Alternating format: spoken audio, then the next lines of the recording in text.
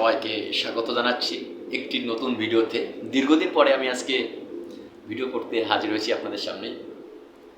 তো আমি আসলে আজকে আপনাদের সাথে একটা ছোট্ট কিন্তু বাস্তব একটা অলৌকিক ঘটনা শেয়ার করতে চলেছি। আমি এসএসসি পরীক্ষা দিয়েছি যখন, আমি এবং আমার এক বন্ধু, তার নাম হচ্ছে দীপক ঘোষ। তো একটা অলৌকিক ঘটনা ঘটেছে আমাকে নিয়ে। অলৌকিক ঘটনাটা হচ্ছে, এসএসসি পরীক্ষা যখন হয়েছে, সেই এসএসসি পরীক্ষার 1 মাস আগে একদিন রাতে, ভোর রাতের দিকে আমি একটা স্বপ্ন দেখেছি। আসলে আমি সে সময় লেখাপড়ার বিষয় নিয়ে খুব সিরিয়াস ছিলাম, যদিও সারা বছর পড়ি নাই, কিন্তু পরীক্ষার কাছাকাছি এসে গেছে। যেমন সবাই, প্রতিটা স্টুডেন্ট খুব সিরিয়াস হয় পরীক্ষার আগে, আমিও খুবই সিরিয়াস। দিন রাত ওইটা নিয়ে ভাবতাম, ওইটা নিয়ে অ্যানালাইসিস করতাম। তো তখন একটা স্বপ্ন দেখলাম একদিন রাতে, পরীক্ষার 1 মাস আগে, প্রায় 1 মাস বা আরও কিছুদিন কম বেশি হবে, 1 মাসের কাছাকাছি আনুমানিক। তো আমি কখনো ভাবি নাই যে এই অলৌকিক ঘটনা, এমন একটা ঘটনা ঘটতে পারে মানুষের জীবনে।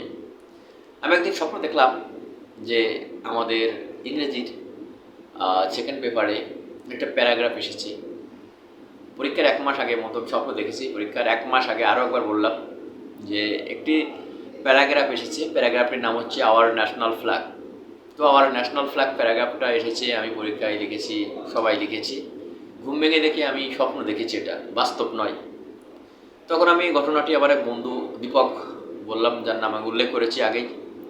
দীপককে বললাম যে দীপক, আমি স্বপ্ন দেখেছি যে আমাদের ইংরেজির একটা প্যারাগ্রাফ আওয়ার ন্যাশনাল ফ্ল্যাগ এটা এসেছে এবং আমি লিখেছি, তুমি লিখেছো, সবাই লিখেছে। তো এটা কি সত্য হতে পারে? একটা অলৌকিক বিষয়। এবার 1 মাস পরে যখন এসএসসি পরীক্ষা হলো, সত্যি সত্যি সত্যি সত্যি ওই প্যারাগ্রাফটি এসেছে। আমি কল্পনাই করিনি যে এমন ধরনের একটা ঘটনা, একটা অলৌকিক ঘটনা, আনবিলিভেবল ঘটনা ঘটতে পারে, এবং ওটাই এসেছে এবং ওটাই আমরা লিখেছি। কিন্তু আমার লেখার মান ভালো হয়নি। তো যাই হোক, এই ঘটনাটা কিন্তু একেবারে বাস্তব ঘটেছে আমার জীবনে এবং সত্য ঘটনা। আর আমি এমন এক মানুষ, সত্য ছাড়া মিথ্যাকে কখনো গ্রহণ করতে পারি না। আমি স্ট্রেট ফরওয়ার্ড, একেবারে যা বলবো সরাসরি। আমি নিজে অপরাধ করে ডাইরেক্ট নিজেকে দোষারোপ করি, নিজেকে স্বীকার করি নিজের দোষ। আমি এই ধরনের মানুষ।